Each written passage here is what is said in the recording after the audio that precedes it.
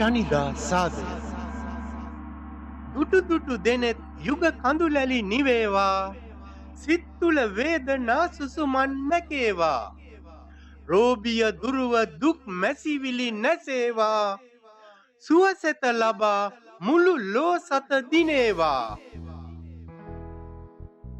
ශනිදා සාදය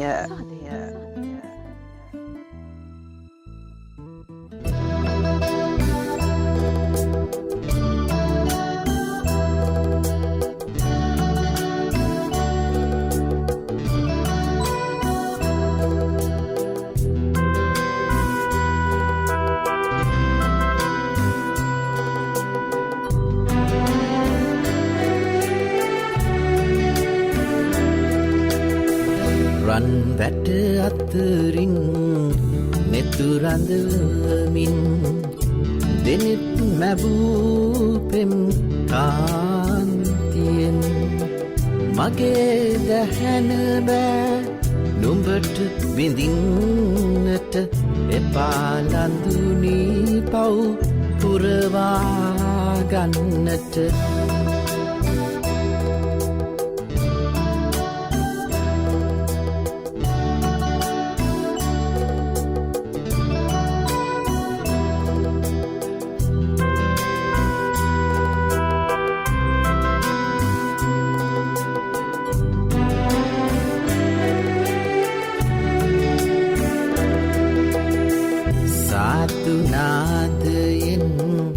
සැලෙනා බෝපත් සිලිසිලියේ හඬ දසතම පතුරයි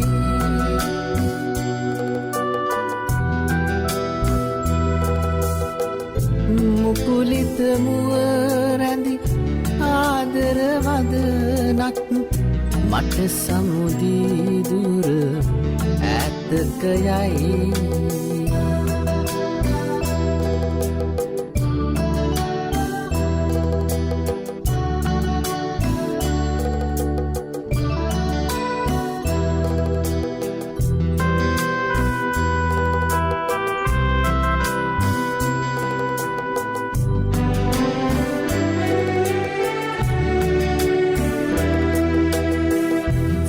මලුවට වට සඳ කිරණක් සේ දිලෙනාරන් කොත මට පෙන්වයි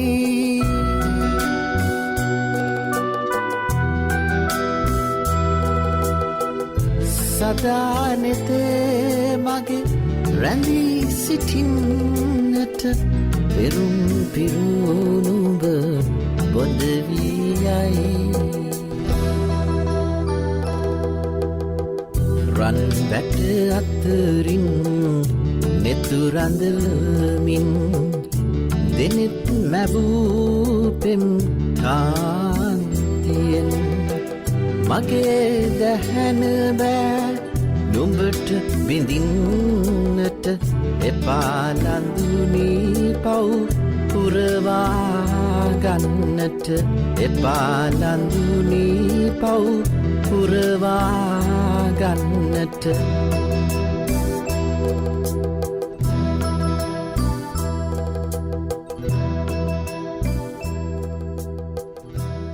ලසන්ත බෝයගමගේ පද රචනය කරුණාරත්න විජේවර්ධනගේ සංගීතය දුලිප් ජයකොඩිගේ හඬින්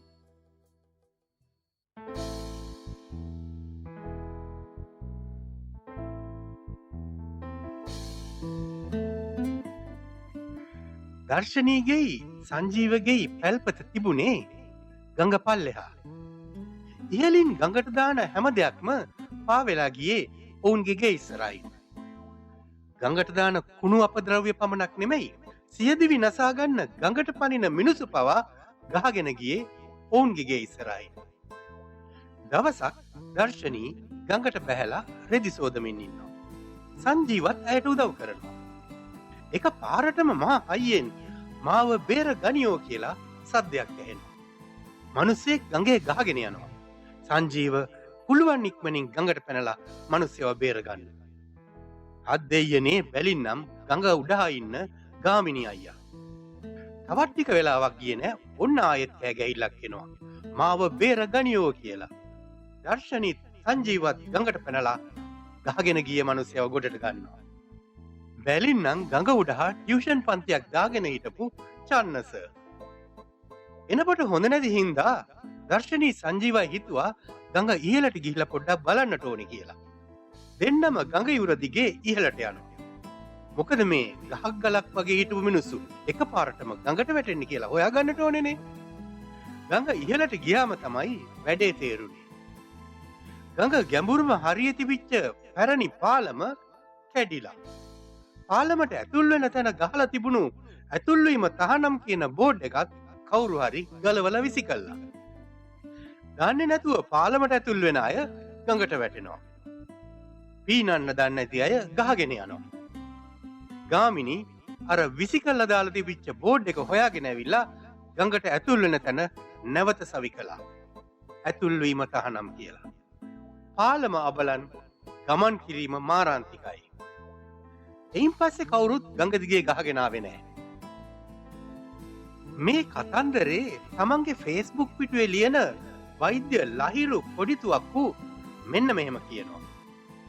හේතුව තියෙන්නේ ගඟ ඉහළ නම් ගඟ පහළ ඉඳලා මොනවා කළත් වැඩක් නැහැ. හේතුව තැනට ගිහින් ඒකට අදාළ පිළියම යොදන්නට ඕනේ. ඒක හරියට මේ කොවිඩ් වසංගතය වගේ. ලෙඩ්ඩු බේරගන්න කොයිතරම් ඉස්පිරිතාල හැදුවත් වැඩක් වෙන්නේ නැහැ. ලෙඩේ හැදෙන්නට තියෙන ඉඩකඩ සොයා බලා ඒකට පිළියම් යොදන්න නැතුව. පයිප්පේ වහන්නේ නැතුව ඉහිරෙන වතුර මොප් කර කර ඉඳලා තේරුමක් නැහැ. එහෙම තමයි වෛද්‍ය කොටිතුවක්කු කියන්නේ.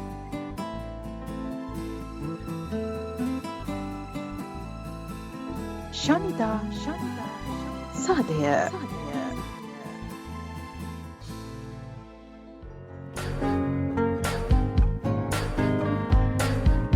මේ ඇසි සිසිවත්මරුන් උපන්නැසිල්ලේ මහින්ද දිසානායක සූල්කනේ මතු පිට පියවර තබමින් සිංහනාද කරමින් ප්‍රකාශ කළේ මම ලොවට අග්‍ර වෙමි, ජේෂ්ඨ වෙමි.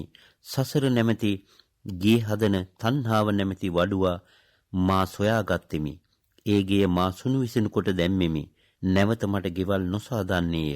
සිද්ධාර්ථ කුමාර කාලයේදී රම්‍ය සුරම්‍ය සුබ යනුවෙන් දිව්‍ය මාලිගාද සුර ස්ත්‍රීන්ට සමාන ස්ත්‍රීන්ද රාජ්‍යයේද පයිහිලු දූවිල්ලක්සේ සලකා අභිනිෂ්ක්‍රමණය කොට වෙසක් පුන් පෝදා බුදු බව ලැබූසේක. ගසක් යට ඉපෙද ගසක් යට බුදු වී ගසක් යට පිරිනිවන් පෑසේක.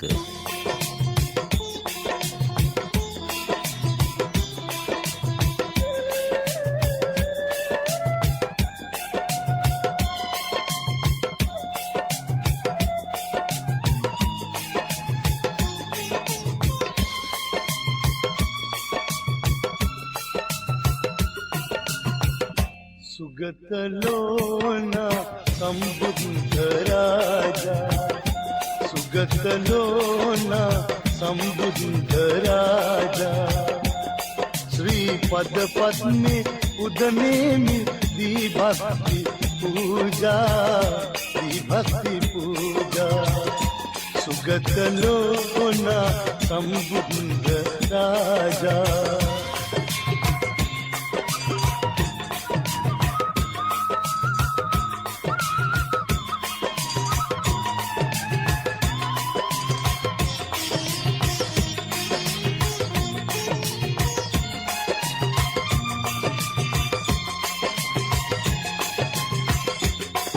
भवरोगट ओसुवक सोयनानिया रज संपत हरदा निकली गया भवरोगट ओसुवक सोयनानिया रज संपत हरदा निकली गया पारमी दम पुरा घोर मरसिन नसा बोधि मूले वेसंगे बुदुनिया सुगतलोना संबुद्ध राजा श्री पद पद्मे उदनेमि दी भक्ति पूजा सुगतलोना संबुद्ध राजा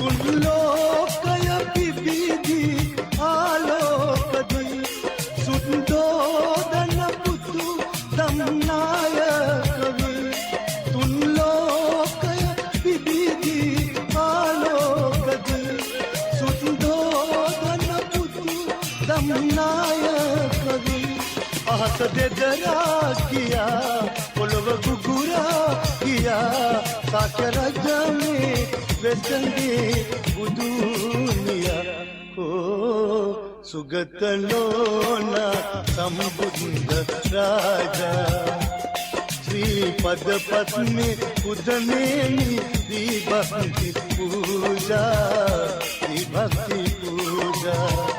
सुगतलोना संबुद्ध राजा සති අන්ත පුවත් පසවිතරම ගෙවුණු සතිය කරුණු කිහිපයක් හේතුවෙන් ඉතා වැදගත් වුණා. විශේෂයෙන් කොරෝනා වසංගතයේ බලපෑම ඉන් පෙරමුණගෙන තිබුණා. කෙසේ වෙතත් වසංගතයේ ව්‍යාප්තිය සැලකිල්ලටගෙන සති අන්තයේ දැඩි සංචරණ සීමා පැනවීමට රාජ්‍ය පියවරගෙන තිබුණා.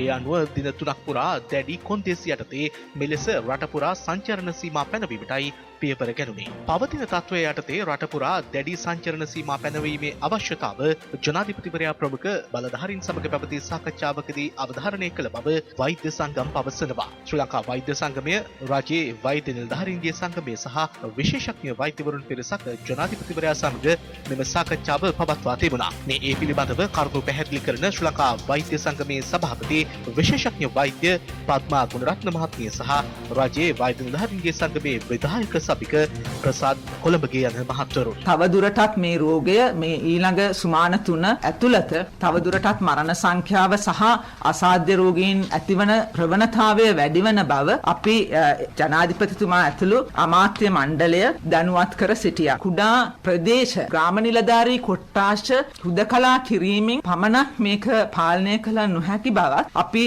අවධාරණය කර සිටියා. මොකද ඒ වෙනකොට මේ ප්‍රභේදයක් එක ඉතා විශාල ප්‍රදේශයකට මේ රෝගය පැතිරිලා තියෙන නිසා. දවසකට 25ක් 30ක් කියන්නේ දවස් 10කට 250ක්වත් මේ යනවා. එතකොට මේක මාසයකට ගණන් හතර බලන්න කොච්චර ගාණක් මැරෙනවද කියලා. මේ දැනට තියෙන සංඛ්‍යාව ඉස්සරහට වෙන්න පුළුවන් සංඛ්‍යාව පිළිබඳව ඉතාමත්ම දැඩි අවධානමක් තියෙනවා. ඒ හැදුනන් පස්සේ සහ තමුන්ගේ ආශ්‍රිතයෙක් වෙලා නැත්නම් තමුන්ගේ රෝගියෙක් වෙලා මේ යනකොට එතනු කලබල වෙලා වැඩක් නැහැ. අස්සය පැනලා ගියන් පස්සේ ස්ථාලේ වහන්න උත්සාහ කරන්න එපා.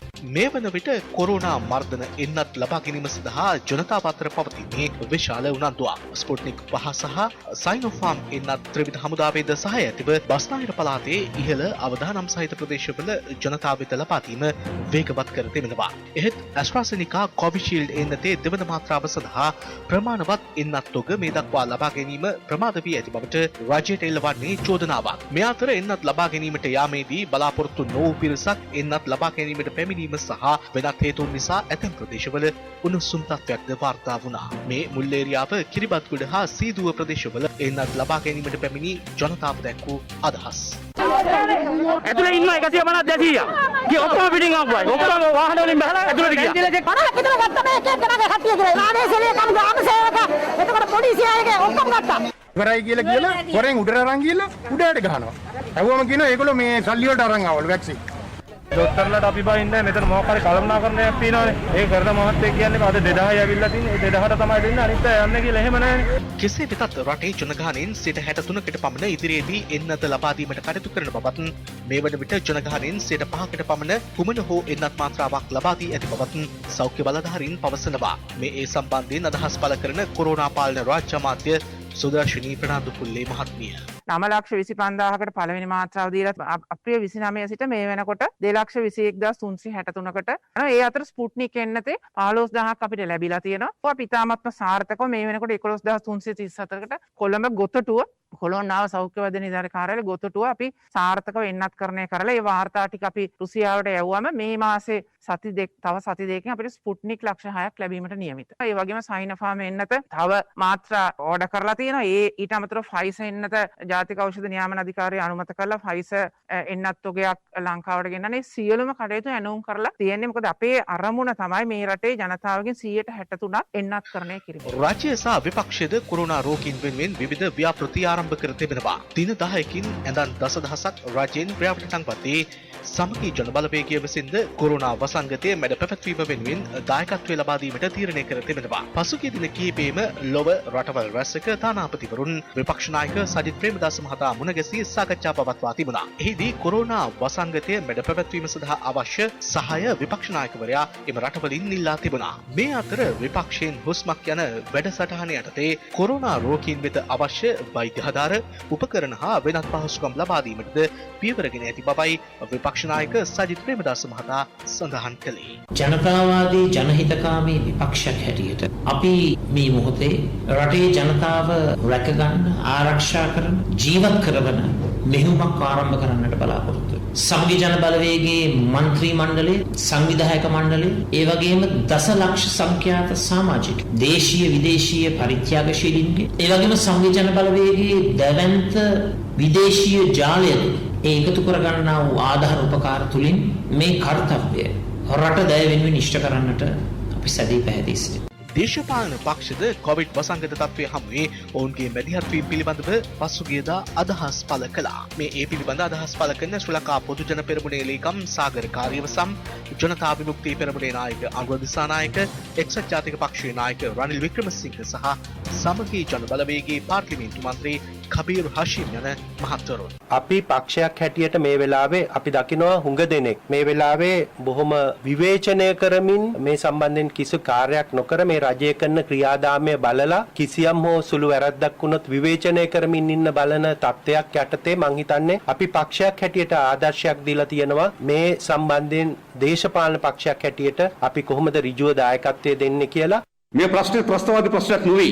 ඒක ගෝඨාභය රාජපක්ෂමත් නුමම කිව්වා. ප්‍රශ්නේ තේරුම් ගත්තට මේක ත්‍රස්තවාදී ප්‍රශ්නයක් නොවන බව ඔගේ ප්‍රවේශය උනේ මේක ත්‍රස්තවාදී ප්‍රශ්නයක්. ඒ නිසා මෙම යාන්ත්‍රණේ ප්‍රමුඛතම කාර්යභාරය ඉටු කළ යුතු තිබුණේ මේ රටේ සෞඛ්‍ය අංශ ප්‍රධානී. මොකද කරේ? සෞඛ්‍ය අංශ ප්‍රධානීන් වෙනුවට වෙන අය මෙම යාන්ත්‍රණේ ප්‍රධානී බවට පත් කරා. අද මොකද වෙලා තිබෙන්නේ? ඒ යාන්ත්‍රණයම බිඳ වැට්ටි තිබෙනවා. මේ රටේ පුරවැසියන් කිසිවෙක් අද මේ ආණ්ඩුව විසින් ලබා දෙන දත්ත තොරතුරු විශ්වාස කරනවා. යාන්ත්‍රණය බිඳ වැටලා තිබෙන්නේ. ඒතර අපේ රටට එන්නත් ලක්ෂ 280ක් අවශ්‍ය වී තිබුණා. හැබැයි ආධාර ලෙස ලැබුණු එන්නත් ප්‍රමාණය හැරුණුකොට ආණ්ඩුවට මිලදී ගැනීමට හැකියාව ලැබුණේ එන්නත් ලක්ෂ 5යි. මාස 6කට වඩා වැඩි කාලයක් ගියා. සමත්ද? අසමත්? මේක ආණ්ඩුවේ නම බේරා ගන්න සටනක් නෙමෙයි. මේක දේශපාලන සටනක් නෙමෙයි. ඇත්ත වශයෙන්ම මේක ජනතාවගේ ජීවිතය බේරන සටනක්. අපි ආණ්ඩු මාරු කරන්න කියන්නේ නැහැ. මේ රටේ ව්‍යවස්ථානුව මේ වගකීම තියෙන කැබිනට් මණ්ඩලයේ. කැබිනට් මණ්ඩලයට ජනාධිපතිතුමත් කැබිනට් ඇමතිවරුත් එතෙන්ට සම්පූර්ණ බලතල ගන්න ඕනේ. අපි කියන්නේ කැබිනට් මණ්ඩලයට මේ බලතල දෙන්න. ජනාධිපතිතුමයි කැබිනට් මණ්ඩලය මේ බලතල වහාම බාර ගන්න. මේ සතියේම පාර්ලිමේන්තු විපක්ෂ නායකයින් කතා කරන්න. ඒගොල්ලේ සහයෝගය ලබා ගන්න, අදහස් ලබා ගන්න. ඒ අයත් ඒ සහයෝගය ලැබලා දෙන්න තියෙනවා. ඒ දැම්මම ක්‍රියා කරන්න. දැම්මම ක්‍රියා කරන්නේ නැත්නම් ජීවිත ගණනාවක් නැති වෙනවා. මේ වෙනකොට අද රජය නිකේ අසාර්ථකයි. රජය අපොහසත් වෙලා තියෙනවා මේ තත්ත්වය පාලනය කරන්න. අද බරපතල තැනකට තල්ලු වෙනවා රට. ඒ නිසා අපි සමගි ජන බලවේගය වෙනුවෙන් අපි යෝජනා කරනවා වහාම ස්වර්ව පාක්ෂික සමුළුවක් ඇඳවලා සියලුම දේශපාලන පක්ෂ එකතු කරගන්න. එහි සියලු දෙනාම එකතු වෙලා මේ ප්‍රශ්නෙට මුහුණ දෙන්න, ආණ්ඩුවට සහයෝගය ලබා දීලා මේ ප්‍රශ්නේ විසඳන්නට ඒ අවස්ථාව වහාම කරන්න. අපි රට බේරගමු පළමුව, අපි දේශපාලනය කරමු දෙවනුව. ශ්‍රී ලංකා පොදු ජන පෙරමුණේ නිර්මාතෘ වත්මන් ජනාධිපති කාර්යසාධන බලකායන් 3ක ප්‍රධානී හිටපු අමාත්‍ය බැසිල් රාජපක්ෂ මහතා පසුගිය සතියේ හදිසියෙම ඇමරිකාව බලා ගොස් තිබුණා. ඒ බව පොදු ජන පෙරමුණේ මහලේකම්වරයාද තහවුරු කළා. බැසිල් රාජපක්ෂ මහතා හදිසියෙම ඇමරිකාව බලා පිටත් වීම පිළිබඳව දේශපාලන වේදිකාවේ දැන් සංවාදයක් මතුව තිබෙනවා. මේ ඒ පිළිබඳ කරුණු පැහැදිලි කරන මන්ත්‍රී ඩිලාන් පෙරේරා, මන්ත්‍රිනී රෝහිණී කවිරත්න හා හිටපු පාර්ලිමේන්තු මන්ත්‍රී නලින්ද ජයතිස්ස යන මහත්ම මහත්මීන්. එතුමාගේ දරුවට දරුවෙක් හම්බුණා. එතකොට එතුමාට පෞද්ගලික තමාගේ මුණුබුරු මිනිබිරියන් බැලීමේ ආශාවක් තියෙනවා. ඉතින් ඒවාටත් මිනිස්සු හැටියට මේ අවස්ථාව ලබා දෙන්න ඕනේ. එතුමා කාලයකට පස්සේ ගියේ නෑ. ඉතින් එතුමා මම හිතනවා මේ පෞද්ගලික වශයෙන් එතුමාට තියෙන මේ පෞද්ගලික අවස්ථාවන ඉඩ දෙන්න එපා. දේශපාලන විශ්ලේෂකයෝ නම් කියන්නේ මණ්ඩලයේ කචල් හින්දා ගියා කියලා. ඒ වුණාට සාමාන්‍ය මිනිස්සු කියනවා හැමදාම අසීරු තත්වයක් එනකොට රටට ওই මිනිස්සු රට ඇරලා යනවා කියලා. තව පිරිසක් කියනවා මෙන්න මේ විදිහට බැසිල් මහත්තයාත් ගෙදර ගියා අපිත් එහෙනම් දැන් ගෙදෙට්ට වෙලා ඉමු වසංගතේ ඒ තරම් දැන් උත්සන්නයි කියලා. ඒ නිසා අපි ආණ්ඩුවට කියනවා ජනතාවගේ ජීවිත ගැන මීට වඩා වගකීමෙන් යුතුව කටයුතු කරන්න කියලා. මේගොල්ලෝ කරදරයක් වුණාම රටේ ජනතාව ව්‍යසනයට පත් වෙනකොට බඩුමලු පොදි බැඳගෙන තමන් ගෙදරට යනවා තමන්ගේ රටට යනවා. අද මේ වෙනකොට රාජපක්ෂ පවුලේ ප්‍රබලයන් දෙදෙනෙක් තමන්ගේ රට වෙච්ච ඇමරිකාවට ගිහිලා තියෙනවා. දැන් අපිට කියනවා බැසිල් නම් වූ විශාල මිනිසා කියලා. මේ කොවිඩ් එක හැප්පෙන්න බැසිල් ඕනයි. ආර්ථිකය හදන්න බැසිල් ඕනයි කියලා. ඇඳන් දහදා හදන්න බැසිල් ඕනයි කියලා. අන්න ඒ බැසිල් හොරෙන්ම ඇමරිකාවට තමන්ගේ රටට ගියා තමන්ගේ ගෙදරට ගියා. කොළඹ වරාය නගර ආර්ථික කොමිෂන් සභා පනත් කෙටුම්පත පිළිබඳ විවාදය ලබන 19 හා 20 යන දිනවලදී පැවැත්වීමට කතානායකවරයාගේ ප්‍රධානත්වයෙන් පැවති පක්ෂ නායක රැස්වීමේදී තීරණය කර තිබෙනවා. තමන්ගේ දැඩි විරෝධතා මැද ආණ්ඩු පක්ෂය විසින් එම පනත් කෙටුම්පත විවාද කොට සම්මත කර ගැනීමට දැඩි තීන්දුවක් ගත් බවයි විපක්ෂය චෝදනා කළේ. එහෙත් ආණ්ඩුව පවසන්නේ රටේ ආර්ථිකයට වැදගත් එවැනි පනතක් කල් දැමිය නොහැකි බවයි. මේ ඒ පිළිබඳ කරුණු දක්වන අමාත්‍ය ජොන්ස්ටන් ෆර්නෑන්ඩෝ, සමගි ජන බලවේගයේ පාර්ලිමේන්තු මන්ත්‍රී ආචාර්ය හර්ෂද සිල්වා, ජනතා විමුක්ති පෙරමුණේ නායක අනුර දිසානායක යන මහත්වරුන්. පාර්ලිමේන්තු පැවැත්වෙන්න ඕනේ. ආර්ථිකය රටේ ශක්තිමත් වෙන්න ඕනේ. ඒ නිසා කොවිඩ් කියලා හැංගෙනවා නම් මේ රට කොහොමද ඉදිරියට යන්නේ? ඒ නිසා පාර්ලිමේන්තුවේ මැති ඇමතුරු මේවට ඇවිල්ලා බය නැතුව මුණ දීලා අපි මේ රටේ ජනතාව වෙනුවෙන් තීන්දුව తీරන ගන්න ඕනේ. පාර්ලිමේන්තුව හැංගුණාම කොහෙද රටක් දුවන්නේ? ඇයි මේ පෝට් සිටි ගේන්න මෙච්චර ආදිසි? පෝට් සිටි බිල් එක විතරක් නෙමෙයි අනිත් අනපනත් ගේන්න ඕනේ රටේ ඉක්මනින්. බුදියනින් ආණ්ඩුවක් නෙමෙයි. සජිත් ප්‍රේමදාස මහත්මයා කිව්වේ පාර්ලිමේන්තුව මේ සතියේ කැඳවන්න නැතුව මේ කොරෝනා ප්‍රශ්න නිසා කොරෝනා වලට අදාළ දෙයක් තියෙනවා නම් හම්බ වෙලා අපි සහයෝගය දෙන්නම්. එහෙම නැත්නම් මේක සතියකින් කල් දාන්න කියලා. හැබැයි ඉතින් ආණ්ඩුව කිව්වා ඒගොල්ලොන්ට කොරෝනා වගේම වැදගත් කියලා මේ ආර්ථිකය සම්බන්ධයෙන් මේ පෝට් සිටි පනත පාස් කරගන්න. ඉතින් ඒගොල්ලෝ තරයේම ඒක අවශ්‍යයි කියලා කියා සිටියා. අපි විරුද්ධ වුණා. ඒ නිසා මෙවැනි පනතක් පාර්ලිමේන්තුවේ සම්මත කරනවා නම් සමාජය තුළ විශාල සංවාදයක් ඇති විය යුතුයි. ඒ නිසා අප විසින් පෙන්වා දෙන ලැබුවේ මෙය එම දෙදින තුළ සංවාදයට භාජනය කර සම්මත නොකරගත යුතු බවයි. එහෙත් ආණ්ඩුවේ හැඬට ඇහුම්කන් නොදී සුපුරුදු පරිදි තමන්ගේ ගෝරනාණ්ඩුවෙන් ගෝසාවෙන් 19 වෙනිදා පාර්ලිමේන්තුවේ ඉදිරිපත් කොට 20 වෙනිදා සම්මත කර ගැනීම සඳහා තීරණයක් ගනු ලැබුවා. මේ කිසිසේත්ම ප්‍රජාතන්ත්‍රවාදී ජනතාවගේ පරමාධිපත්‍යයට ගරු කරන තීන්දුවක් නොවේ. ලංකා ප්‍රීමියර් ලීග් 2020 ක්‍රිකට් තරගාවලිය සඳහා දින නියම වී තිබෙනවා. දෙවන වරටත් සංවිධානය වන මෙම තරගාවලිය ජූලි 30 වෙනිදා සිට අගෝස්තු 22 වෙනිදා දක්වා දෙවයිනේ ක්‍රීඩාංගණ 4කදී පැවැත්වීමට සූදානම් වෙනවා. මෙවර තරගාවලිය සඳහා කණ්ඩායම් 5ක් තරගවදින අතර විදේශ ක්‍රීඩකයන් රැසක්ද තරගාවලියට එක් කර ගැනීමට සූදානම් වෙනවා. පසුගිය වරට වඩා වෙනස් මුහුණුවරකින් මෙවර තරගාවලිය පැවැත්වීමටයි ශ්‍රී ලංකා ක්‍රිකට් ආයතනය සූදානම් වන්නේ. ඉතින් යලිත් ලබන සතියේ හමුවන බලාපොරොත්තුවෙන් සමුගන්නවා මම නිරෝධකාරියෝ සම් කොළඹ සිට. සති අන්ත පුත් පසුවිතරම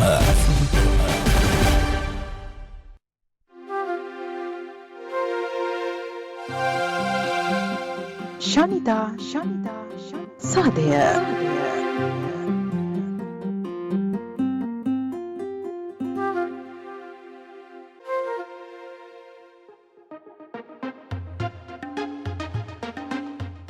රස මුසු සිනමාව සිනේ මායා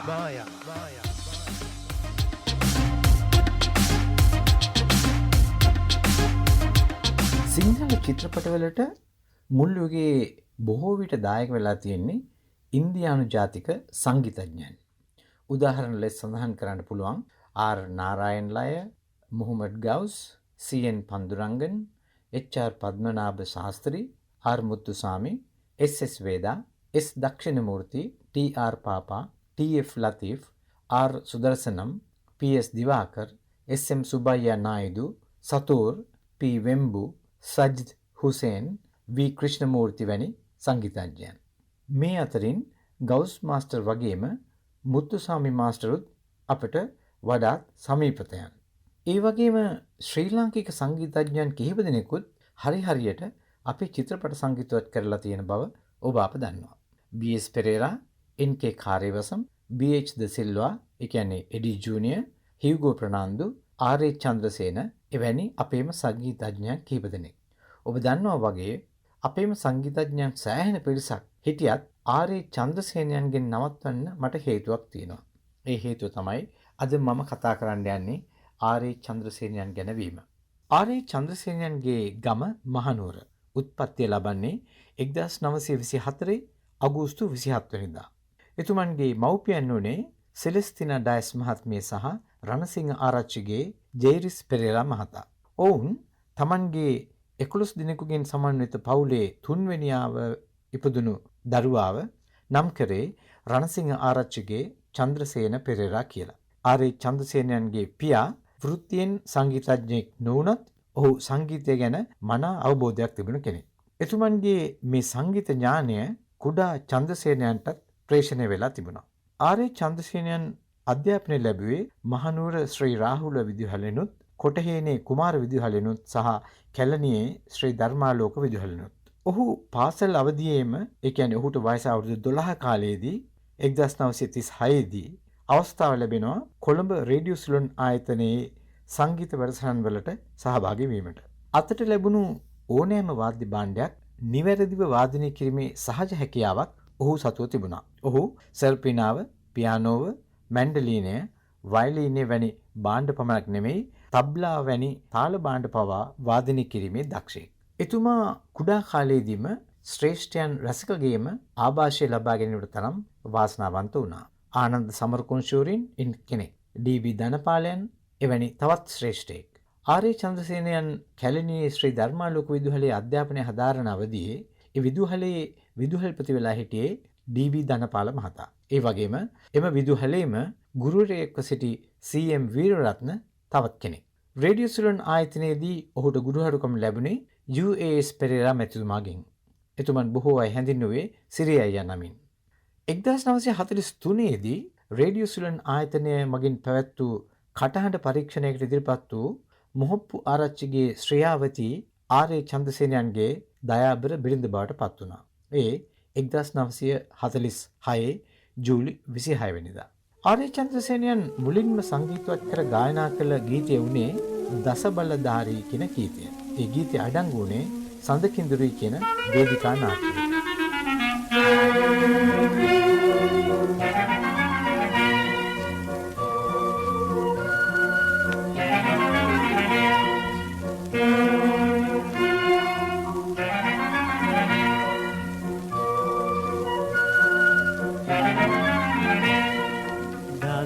බලධාරී බුදුරජු පෙර කල ඉපදි හිමාලේ සිඳුරෙකු වීලා. දස බලධාරී බුදුරජු පෙර කල ඉපදි හිමාලේ සිඳුරෙකු වීලා. වසනා සඳෙහි සිඳුරඟ සමගා වනයේ තුටිනා ප්‍රේමය. චන්ද්‍රසේන සංගීතායතනය කියන්නේ ඔහු 1951 දී ආරම්භ කරපු සංගීත නිකේතනය. එවකට සිටි බොහෝ සංගීත ශිල්පීන් යනේන විශේෂ ස්ථානයක් බවට දුන්නා මේ සංගීතායතනය. ඒ විතරක් නෙමෙයි, බොහෝ අංකුර සංගීත ශිල්පීන්ගේ තිමිරිගේ බවට පත්වුනේ මේ සංගීතායතනය. ආර්.ඒ. චන්ද්‍රසේනයන් නිර්හංකාරවම තමාගේ විශේෂඥ දැනුම සහ උපදේශන කලාකරුවන් රැසකටම නොඅඩුව ලබා දුන්නා. 1969 දී එතුමන් ආරම්භ කළ ග්‍රැමෆෝන් තැටි සමාගම. ඔහු ඒ මගින් සිංහල ගීත ගණනාවක්ම රසිකයන්ට හඳුන්වා දුන්නා. ඒ තැටි නම් කරේ RAC ලේබලයෙන් සහ ශ්‍රීමත් කියන ලේබලයෙන්. ඒ තැටිවල අඩංගුණු ගීත සියල්ලේම තනු නිර්මාණ හා සංගීත සංයෝජනය එතුමන්ගේමයි. ඒ හරහා ඔහු අවස්ථාව ලබා දුන්නා ගායක ගායිකවන් මෙන්ම ගීපද රචකයන් බොහොමයකට තම හැකියාවන් මුවහත් කරගන්න. සෙව්වන් දියකට පෙන්බැන්දා ආශා දහසක් රසවින්දා නටුවක කටු මත කටුක බව දැනී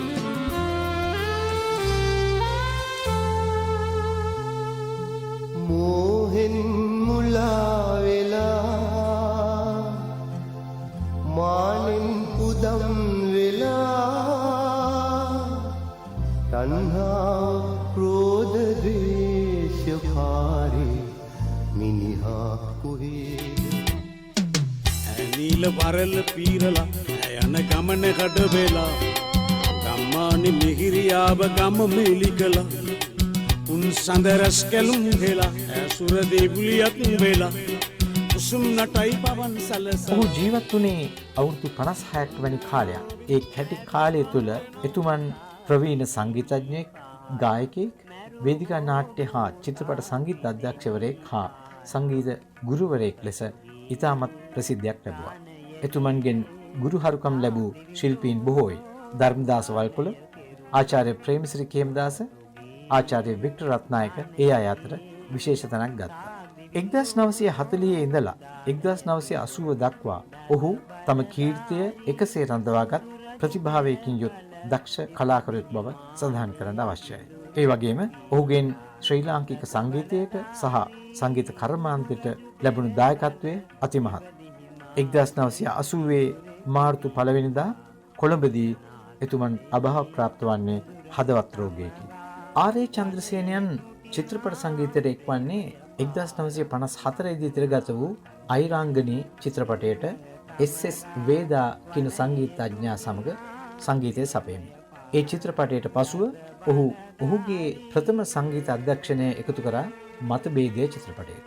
ඒ ඔහුගේ ප්‍රථම සහ තනිවම සංගීතය සැපයූ චිත්‍රපටයයි. ඉන්පසු ඔහු දෛව විපාකය, වැදිබිම, වනලිය, කොළඹ හාදයෝ සහ බිරිඟුව යන චිත්‍රපටවල සංගීත අධ්‍යක්ෂණය කරා.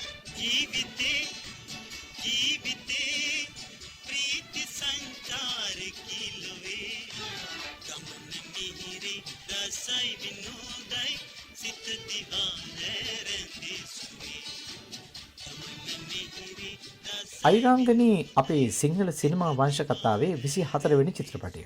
තිරගත කිරීම ආරම්භ කළේ 1954 අප්‍රේල් 10 වෙනිදා. ඒ එල්ෆිනිස්ටන් ඇතුළු සිනමා හල් 10ක. නිෂ්පාදනය සහ අධ්‍යක්ෂණය B.A.W. ජයමාන්න. චිත්‍රපටයේ රංගපෑවා Rukmani Devi, B.A.W. Jayamanna, Stanley Perera, Herbert M Seneviratne, Herbie Seneviratne, Mabel Blythe, Princey Blythe, Lillian Edirisinghe සහ එඩි ජයමාන්න. ගී පද රචනා කරේ A.J. ද සොයිසා. ගායනයෙන් එක් වුණා රුක්මනී දේවි, එඩි ජයමාන්න, මේබල් බ්ලයිත් සහ මොහිදින් බෙක්. අඩංගු ගීත සංඛ්‍යාව 12. රානියන් කෝනගීමපම් රාජය උනිය මාලොවේ හිතුම් ප්‍රේමයේ නුරාරසේ බිබි තුටින් රාණි හා විඳින්න ලෝතපේ උතුම් රානියන් කෝනගීමපම් රාජය උනිය මාලොවේ හිතුම් Kiri powa eti kalapin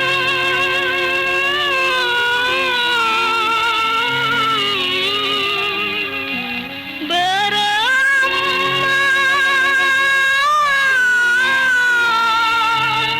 to se karasip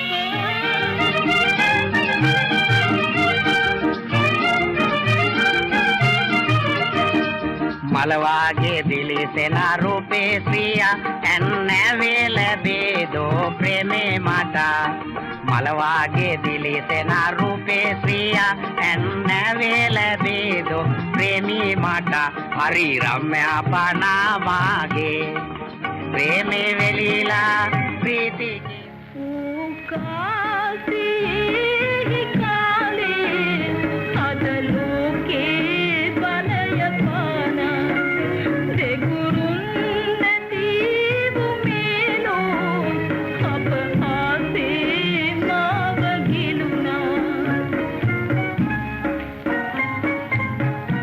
SS. වේදාගේ අදහස වුණා මේ චිත්‍රපටයට ප්‍රසිද්ධ හින්දි ගීත කිහිපයක තනි යොදා ගන්න. ඒ අනුව ඔහු තීරණය කළා ගීත දෙකක් ඒ ආකාරයට නිර්මාණය කරන්න. ඒ අනුව තමයි තරු පායන ආකාශයේ සහ රාණීයන් කෝ නැගීම පිම්මන ගීත දෙක බිහි වෙන්නේ. අනෙක් ගීත නිර්මාණය කළේ අපේ ආර්.ඒ. චන්ද්‍රසේනයන්. මේ වැඩසටහනේ ස්වභාවය සිංහල චිත්‍රපටවලට ඉන්දියානු සංගීතයෙන් ලැබුණු බලපෑම ගැන සාකච්ඡා කිරීම නිසා අද මා තෝරාගත්තේ ඒ ගීත දෙකින් එකක්. ඒ තරු පායන ආකාශයේ ගීතය බිහිවීම ගැන. අන්සු කියන්නේ 1953 දී ඉන්දියාවේ තිරගත වූ හින්දි චිත්‍රපටයක්. ඒ චිත්‍රපටය අධ්‍යක්ෂණය කරේ ශාන්ති කුමාර්. ගීත 10ක් අඩංගු ඒ චිත්‍රපටයේ ගීත ගායනා කළේ ලතා මංගেশකර්, මුහම්මද් රාෆි, ශම්ෂාඩ් බිගම්. රංගපෑවා කාමිනී කෞශල්, කුම්කුම්, මදන් මෝහන්, ප්‍රාන්, චමන් පූරි, ශේඛාර්. චිත්‍රපටයට සංගීත සැපයුවේ හන්ස්ලාල් බාතිස් සහ භගත් රාම් බාතිස්. ඒ චිත්‍රපටයේ ආ ගීතයක් තමයි දින් ප්යාරේ के आए रे.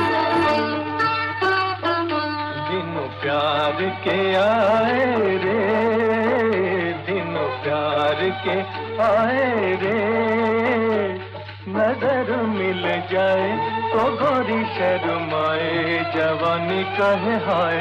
दिन प्यार के आए रे, दिन प्यार के आए रे, थोड़ा सा ये बताए ना गोरी शर्माए, तो कौन कहे हाय. दिन प्यार के आए रे.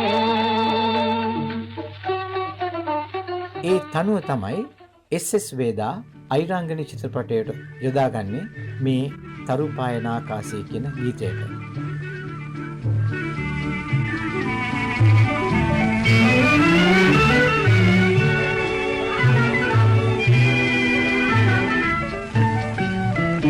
तरू पायन आकाशे, तरू पायन आकाशे, समम मलवागे පිසිලදන වේගේ ඔබයි සඳ මගේ. තරු පායන ආකාශේ, තරු පායන ආකාශේ, මකන රැඳ මගේ දෙදිනි නැග වේගේ ඔබයි හිරු මගේ. තරු පායන ආකාශේ.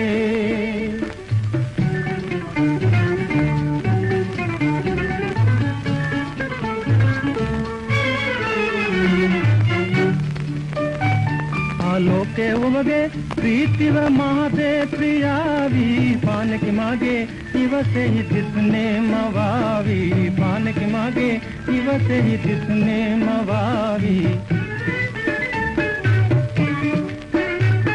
ಆಲೋಕೆ ಒಮಗೆ ಪ್ರೀತಿವ ಮಾದೆ ಪ್ರಿಯಾವಿ, ಪಾನಕಿ ಮಾಗೆ ಇವಸೆ ಹಿ ದಿಸ್ನೆ ಮವಾವಿ, ಪಾನಕಿ ಮಾಗೆ ಇವಸೆ ಹಿ ದಿಸ್ನೆ ಮವಾವಿ.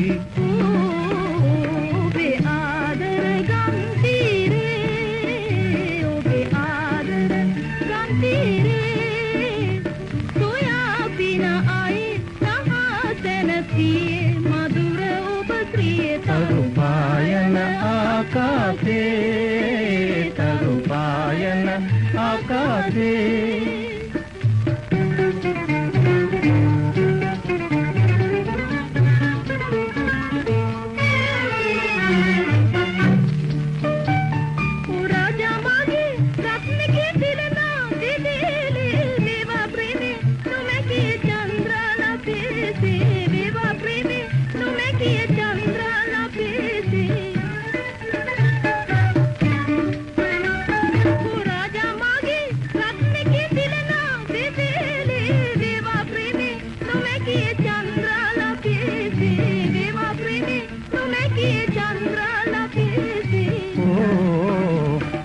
नाम्बर ऊपे में, ओब नाम्बर ऊपे में, माझी संपदा दे मिहिरी रचना दे, कोमल मन पैदे. तरू पायन आकाशे, तरू पायन आकाशे. මා හිතනවා අද වැඩසටහනින් කිසියම් වින්දනයක් ඔබ ලැබුවා කියලා. ඉතින් නැවතත් දිනක අපි මෙවැනිම වැඩසටහනකින් නැවත හමු වෙමු. රස මුසු සිනමාව සිනේ මායා ඉදිරිපත් කළේ රෝහණ කරුණාරත්න.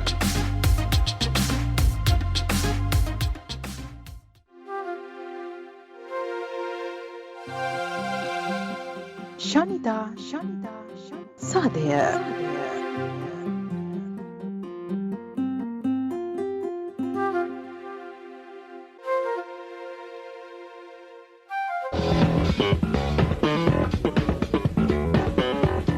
සෙවිල්ල හරිස් ඉෂ්ටවීරගේ ඉදිරිපත් කිරීමක්. අද අපි කතා කරන්න බලාපොරොත්තු වෙන්නේ මේ දවස්වල කතා කරන විවිධ වර්ගයේ වැක්සින් ගැන. මේ දවස්වල වැක්සින් වර්ග 4ක් ගැන කතා කරනවා. එකක් තමයි ඇස්ට්‍රාසෙනිකා කියන වැක්සින් එක. අනිත් එක තමයි බයෝටෙක් ෆයිසර් වැක්සින් එක. අනිත් එක නොවාවැක්ස් කියන වැක්සින් එක සහ අනිත් එක මොඩර්නා කියන වැක්සින් එක. දැන් අපි බලමු මේ වැක්සින් වල තියෙන වෙනස්කම් මොනවද කියලා. මේ වැක්සින් 4ම කේන්ද්‍ර කරගෙන තියෙන්නේ කොරෝනා වෛරසය වටා තියෙන ස්පයික් ප්‍රෝටීන් එක කියන ප්‍රෝටීන් එකයි.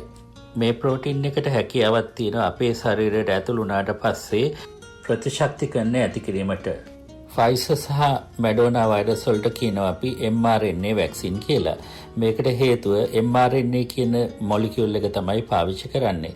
mRNA තමයි වැක්සින් එක ඇස්සේ තියෙන්නේ. මෙම mRNA සෛලය ඇතුළට ගියාට පස්සේ සෛලය හදනවා ස්පයික් ප්‍රෝටීන් එක. ස්පයික් ප්‍රෝටීන් එක එළියට ආවට පස්සේ එය ප්‍රතිදේහ සෑදීම උත්තේජනය කරනවා. ප්‍රතිදේහ සෑදීම නිසා අපිට ප්‍රතිශක්තිකරණයක් ඇති වෙනවා. නොවාවැක්ස් වැක්සින් එක ඇතුලේ තියෙන්නේ ස්පයික් ප්‍රෝටීන් එක. ස්පයික් ප්‍රෝටීන් එක වෙනම හදලා ඒක වැක්සින් එක අස්සට දානවා. නොවාවැක්ස් වැක්සින් එකෙන් කරන්නේ ස්පයික් ප්‍රෝටීන් එක අපේ ශරීරයට ඇතුළු කරන එක.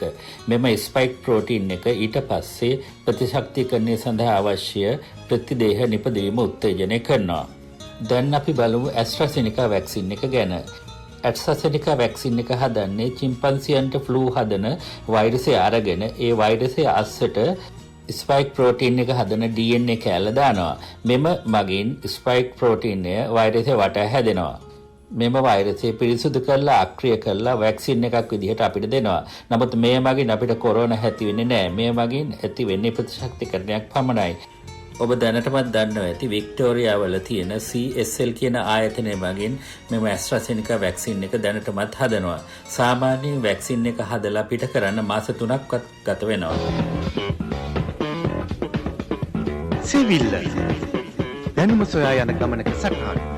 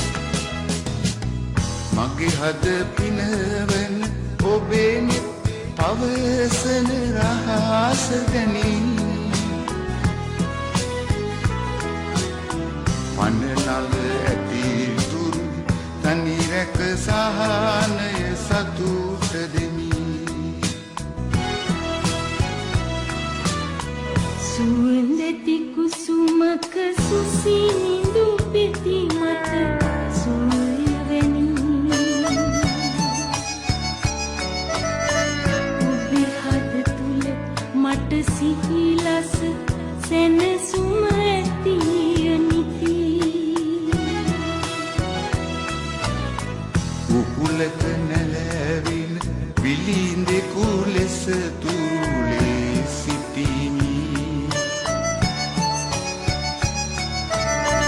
මුළු ලොව මට ඇත ඔබ ළඟ සිට සුවයහනි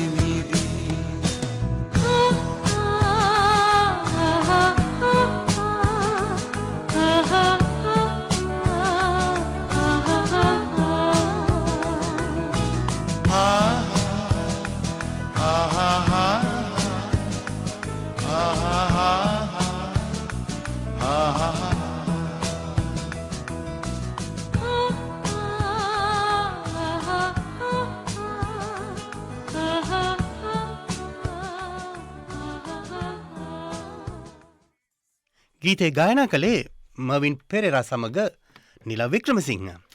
ශ්‍රී ලංකාව මුහුණ දෙමින් සිටින කොවිඩ් වසංගත තත්ත්වය පිළිබඳව අද ප්‍රවෘත්ති විකාශයේදීත් ඔබ අහන්නට ඇති නිරෝධකාරී වසම් ඔබට ඉදිරිපත් කළ.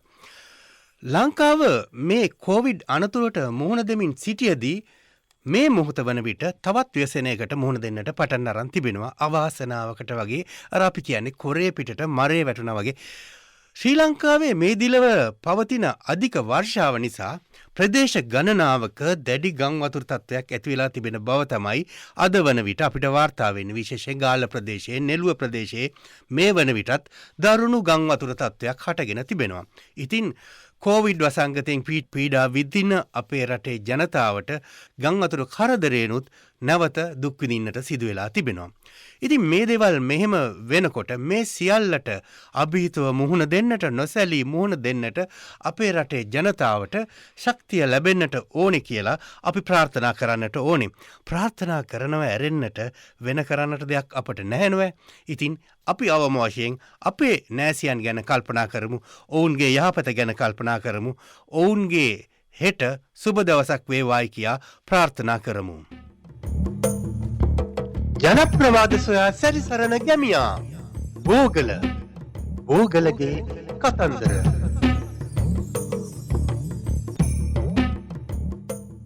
උඩරට පළාතේ තියෙනවනේ ගලගොඩ මහදිසාවේලාගේ කියලා පරම්පරාවක්. ආන්ගේ ඇත්තන්ගේ හපංකුමක් තමයි මම මේ කියන්න තනන්නේ. ඒ හපංකම් හින්දාම ගම් දෙකකට නම් තනුණා. ඒ ගම් දෙකට නම් තනුනේ කොහොමද කියලා තමයි මේ කතාවෙන් කියවන්නේ. ඒ කාලේ මේ ගලගොඩ මහදිසාවගේ පරම්පරාව බොහොම යුද දක්ෂයෝ. අධිපතෙන් හටම් කරන්න හරි දක්ෂයි. ගලගොඩ කුමාරි ඒ ගැන පස්සේ පහු කියන්නම් ඒ ඇත්තිගේ හපංකුමක්. ඉතින් ඉංග්‍රීසින්ගේ බොහෝම සේනාව විනාශ කරුකනේ තමයි මේ ගලගොඩ මහදිසාවයි. මේ උත්තමයාගෙන් බේරෙන්න බැරිම තැන ඉංග්‍රීසි ඕන් ආයි ඉංග්‍රීසි ඒවා පන්නයක් 50කින් 60කින් ලකලා හැත්ති කරගෙන මහා රාත්‍රියේ මහනුවරින් ගමන් ආරම්භ කරලා ඇවිත් පාන්දර ගඩගොඩ වලව්ව වැටලුවා. මේක දැක්ක වලව්වේ වැඩ කරන ඇත්තේ මොකද කරේ මහදිසාවේ හැරවලා කිව්වා මේ ස්වාමීනි ඉංග්‍රීසි කුමන්දයක් ඇවි වලව්වට කරගෙන ඉන්නවා කියලා. කුමන්දයක් කියලා කියන්නේ සතුරු යුද්ධ හමුදාවන්ට ගම්මු ඒ කාලේ කියපු වචනයක් වෙයි. ඉතින් මේක ඇසුවා ගලගොඩ දිසාවේ මොකද කරේ කිසි ගාණක්වත් නැතුව පරම්පරා ගන්නකින් නම් මේ උඩරට රාජධානිය බේරාගත්ත විදේශී හතුරන්ගෙන් වෙන හිරිහැරවල ගැන කල්පනා කරන්න පටන් ගත්තා. කවද්දා මේකෙන් අපි බේරෙන්නේ? මේ රට අපේ මේ ජාතිය කවදා කෙසේ මේ රැළෙන් ගලවා ගන්නවද? ඉතින් මේ බාධා අපේ යෝන්ගේම අස්මගිය නිසාම මේ පිළිම තලව්වේ මහාධිකාරංගේ වැඩ නිසාම කියලා ඉතින් දැන් කල්පනා කරනවා. දැන් රජුරෝ මේ රදලෝරුන් ඇති විරුද්ධතාවය නිසා අවුරුදු 2000 ගණනක් තිස්සේ අපේ රටේ ජාතිය පරසතුරන්ට යටත් වෙනවා කියලා දැන් මෙතුමා ඉතින් කල්පනා කරනවා. දැන් ඉතින් කරන්න දෙයක් නැහැ. දැන් දොරකටම ඇවිල්ලා නැහැ. දැන් පිටු දකින්න බෑනේ. හොඳයි. උඹ ගිහිල්ලා ගෙනින් මට මූණ හොදාන්න වතුර. දැන් යහන් ගැබේ මිඳගෙන දැන් ඕව මූණ හොදලා ගෙනින් කො මෙතෙන්ද මට උදේට කන්න මොනවා හරි කාලා එක සේවකයෙකුට කතා කරලා කිව්වා තෝ මේ කඩුව තලාත්තක් ඇතුලේ හංගගෙන දැන් ওই පොද වැස්සනේ තියෙන්නේ. තලාත්තේ හංගන තලාත්ත වැස්සට ඉහළගෙන යන විදිහට ගිහින් නාරංගහයට හංගලා තියාපිකුවත් එක්ක. ඉතින් එහෙම කියලා දැන් මේ අර තයිතින් මේ හිරිපොද වැස්සෙම තලාත්තා තීර උඩින් අල්ලගෙන ඉතින් කිරිදේ දාන්ට යන විදිහට මුට්ටියක් දැත්ත. අරගෙන ගව ගාලා පැත්තට වලින් හිමීම අර නාරංගහයට කඩුව තිබ්බා. මේ නාරංගහයට කඩුව තිබ්බ හින්දා ඒ ප්‍රදේශයේ එදා ඉඳන් අද වෙනකුත් නාරං කඩුව තමයි භාවිතා වෙන්නේ. ඒ ගමට නාරං කඩුව කියලා නම තිබ්බා. දැනුත් කියන්නේ ආරංකවල. ඉතින් මහදිසාවේ වතුර ගෙනෙන්න යන මේ කරුවෙක් වගේ විලා වාගේ ලැහැත්තිලා කලගෙඩියකුත් තරම් වලව්වෙන් පිට වුණා. මේක දැක ඉංග්‍රීසි ඇහුවා මහදිසාවේ වලව්වේ ඉන්නවද කියලා. ඔව් තාමත් යහනේ හැතපෙලා ඉන්නවා කියලා මහදිසාවේ තමයි යන ගමන යන්න ගියා. ඉංග්‍රීසියේ ටීම් සෙම්පතියා බොහොම සන්තෝෂෙට අපේ හතුරාද අල්ලා ගන්නම් කියලා වලව්වේ දොර කඩලා ඇතුල් වෙන්න දැන් වොන් හේ වයින්ට අනකරා. ඒ වෙලාවේ ඉතින් වලව්වේ වැඩ කරන කෙනෙක් අපේ දිසා හාමුදුරුවෝ වලව්වෙන් පිට වෙලා හඟුරන්ගෙත පැත්තට ගියා. දැන් සෑහෙන වෙලාවක් නෝ නිකර්ණේ වලව්වේ දොර කඩන්න එපා කියලා. මහදිසාවේ තාමත් ඇතුලේ ඉන්නවා කියලා මේ වතුර ගේන්න ගියේ එක අපිට කීවා. තෝ කියන්නේ බරු කියලා දැන් හේවයෙක් මෙහෙ කරුවාට සැරවැර කරලා දොර කඩලා ඇතුලට යන්න කිව්වා. අපේ දිසාවේ හාමුදුරුවෝ තමයි පුළුවන් නම් ලුහු බැඳලා අල්ලගෙනilla ඒ වතුර ගේන්න යනවා වගේ වැඩකාරීකවයි ගියේ. මේක විශ්වාස කරේ නැහැ මේ සේනාපතියා. දැන් වලව්වට ඇතුළේලා දැන් ඕන පරීක්ෂා කරනවා. දැන් අර මෙහෙ කරුවක දොර කඩන්න මහන්සි වෙන මම දොර ඇරලා දෙන්නම් කියලා දොරත් ඇරලා දුන්නා. ඉතින් මේ කියේ දැන් ඇතින් ඇතුලේ හෙව්වා දැන් නෑනේ. දැන් දැනගත්තා මේක ඇත්ත. එහෙනම් යමව් අල්ලන්ට කියලා ඔන්න දැන් වලව්වෙන් පිට වෙලා ගියා. ගලකොඩ කුමාරි හාමිහිම වලව්ව ඇතුලේ හැංගිලා හිටිය වුණාට මේ සේනාපති දැන් ඔන්න දැන් ඉන්න කට්ටිය ඒ කට්ටිය අතරේ තියෙන වෙනස. ඒ ගෑනු ඇත්තන්ට එහෙම කිසි කරදරයක් කරේ නැහැ. කිසිම හිරියරයක් කරන්නේ නැතුව ඒගොල්ලෝ ගියා දැන් වලව්වේ කිසිම දේපොලකට හානි කරන්නේ නැතුව ගියා මහදිසාවේ අල්ලගන්න. මහදිසාවේ පණ පිටින් අල්ලන්න තමයි දැන් මේගොල්ලන්ට උවමනාව. කොහොම හරි දැන් මහදිසාව අල්ලගන්න බෑ. මහදිසාවෙත් මුන්ට යටත් වෙන්න කැමති කෙනෙක් නෙවෙයි. කුමාර දැන් Taman දන්න ශිල්ප තියෙනවනේ. ඒ ශිල්පත් වලින් තමයි මහදිසාවේ ජය ගන්නේ. සුද්දන්ට ඕන වුණා මේ ශිල්පත් එයාගේ ඉගෙනගෙන මහදිසාවේ මරලා දාන්න. Tamanගේ හමුදාවට කඩු ශිල්පේ ඉගෙන ගන්න. ඉතින් වලව්වෙන් පිට වෙච්ච මහදිසාව නාරංගහමුල තිබුණ කඩුවත් අරගෙන ඔය දිහල්කඩ කඩවත කියන පැත්තට ගිහිල්ලා ඒකේ තැනක හැංගිලා හිටියා. ඉතින් ඒතන ඔය දැන් ඔය පොත්ගොඩ කියන තැන කන්දේ කපොල්ලක් තියෙන. එතෙන්ට මහදිසාවේ ඇවිත් හරි තැනක හැංගිලා ඉඳලා සුද්දෝ එනකොට මොකද කරේ? උඩ පැනලා කරණම් ගහලා මුන්ට මුගේ බෙලි කපලා දැම්මා. කඩු ශිල්පේ ඉහළම තැනක ඉන්න කෙනෙක් තමයි මේ ගලගොඩ මහදිසාවේ. දැන් ඉතින් ඊට පස්සේ අර සුද්දොත් එක්කව සිංහලේ වුණොත් එකතු වුණා ගලගොඩ දිසාවට. කොහොමද දැන් මේ ආව සේනාව සේරම සමූල ඝාතනය කරලා මොකද කරේ? වලව්වට යවලා ඇඳුම් පැළඳුම් ගෙන්නගෙන ඇඳගෙන ගියා රජුරුව හම්බෙන්න. ගිහලා කිව්වා මගෙත් මෙහෙම දැන් මම මෙහෙම දෙයක් කරා යන් කියලා. රජුරුවත් කොහොම ඉක්මනින් ඉතින්ට ආවා බොහොම සන්තෝෂෙටපත් වෙලා. ඉතින් බැලින්න මොකක් නැහැ පොත් ගොඩක් ගොඩ ගැහුවා මල කඳන් ගොඩ ගහලා තියෙනවා. රජුරුව ඇහුවා කවුද මේ මල කඳන් මෙහෙම ගොඩ ගැහුවේ? දේවනාථ මේක කරේ මේ ඉංග්‍රීසි සේනාවත් එක්කම අපිට පහදෙන්න ආව මේ සිංහල සේනාව. ඒත්තෝ දැන් අපිත් එක්ක එකතු වුණා. ඉතින් රජුරවන්ට හරිම සතුටුයි මේ රාජපාක්ෂිකව ක්‍රියා කළ හින්දා රජුරෝ කිව්වා ඒ අර අල්ලගත්ත හමුදාවේ ඉඳලා සිංහල හමුදාවේ මිනිස්සුට උන්ටත් තානමාන දීලා උඹලා මීට පස්සේ මේ ජාතියට විරුද්ධව වැඩ කරන්න එපා කියලා ඔය මහදිසාවගේ රජතුමා උර පැලඳි මගුල් කඩුව මහදිසාවගේ උරේ පැලඳුවා. විශාල ගම්මරයක් මේ දුන්නා මේ ඌව ප්‍රදේශයෙන්. ඉතින් මේ ඔව් රාජකීය හේවා වසමර බඳගත්තා. පොත් ගොඩක් හැටියට මලමිනි ගොඩ කලේ කියලා රජුරු අහපු එකට ඒ තැනට තමයි පොත් ගොඩ කියන්නේ දැන්. ඔය පොත් ගොඩ කියලා ප්‍රසිද්ධ වෙලා තියෙන බෝපිටි රාජසිංහ මහාවිද්‍යාලයේ හැම තියෙන පොත් ගොඩ මුරකපල්ල ළඟ. ඉතින් ඕක තමයි ඔය ගම් දෙකට නම් තැනුන හැටි. ඉතින් ගලගොඩ මහදිසාවේ ගැන ඉතින් ඔහොම කෙටියෙන් කතාවක් කියලා නිම කරන්න බෑ. ඒ තරමට ඒ પરම්පරාව රාජපාක්ෂිකව ජාතියට පාක්ෂව වැඩ කරපු ඇත්තෝ. අපි තවත් දවසක ඔය වගේ හපංකමක් ගැන කතා කරමු. මං ගෙහුම් එන්නම්කෝ. ඕගලගේ කතන්දර ඉදිරිපත් කළේ දයන් රණසිංහ.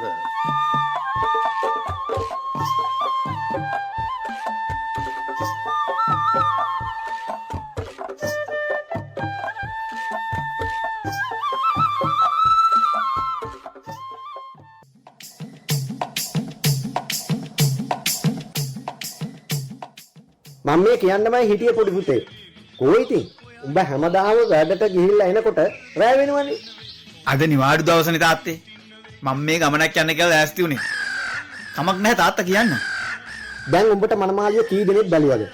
මට නම් එපා වෙලා තියෙන්නේ. අනිත් එක යන ගානේ කපුන් හැට සල්ලි දෙන්න එපාය. ඒවා ඉතින් තාත්තලා රැස්ති කරගන්න දේවල්නේ. අම්මටත් තියෙන්නේ මාවම තමයි.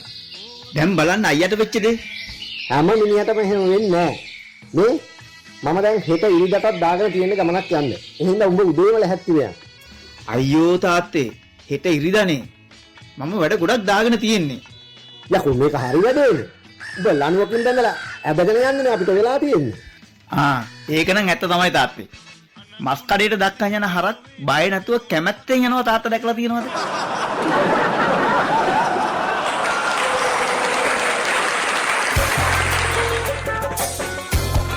චින්තක සිරිකුමාර ගාමිණී පැලැඳ පිටපත ගාමිණී පැලැඳ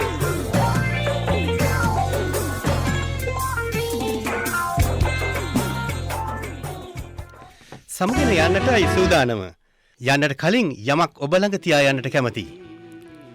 කෙනෙක් මුණ ගැහුණාම කෙට්ටු වෙලා, මහත් වෙලා, උස ගිහිල්ලා, කළු වෙලා, සුදු වෙලා එහෙම අහන්න එපා. එහෙම කියන්න එපා. ඒ වෙනුවට ඔබ දැකීමත් සතුටක් කියා කියන්නට පුරුදු වෙන්න. අදත් ශනිදා සාදය ඔබ වෙතගෙන ආ මම ජගත් ජේ එදිරිසිංහ. ලබන සතියේ නැවත හමුවෙමු.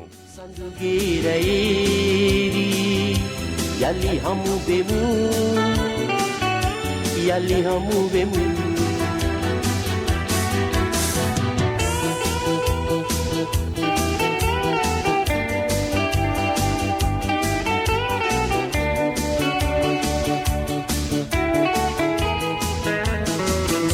සැකයේ විලීලා උදයේ හවා රැකවල් නැගේ අප වටා ගුළු වීමුවා දීහිමු හිරුගේ ලොවේදී අපි වෙන්වෙමු සඳුගේ රැයේදී යලි හමු වෙමු යලි හමු වෙමු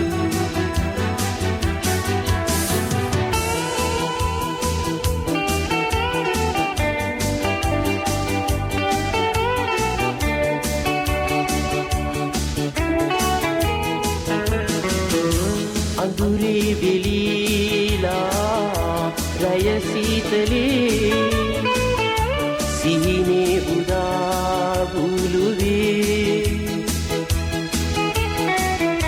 මුමුණා හිනා සීගිමු හිරුගේ ගොඩේදී අපි වෙන්වෙමු සඳුගේ රැයේදී යලි හමු වෙමු යලි හමු වෙමු හිරුගේ ලොවේදී අපි වෙන්වෙමු සඳුගේ රැයේදී යලි හමු වෙමු යලි හමු වෙමු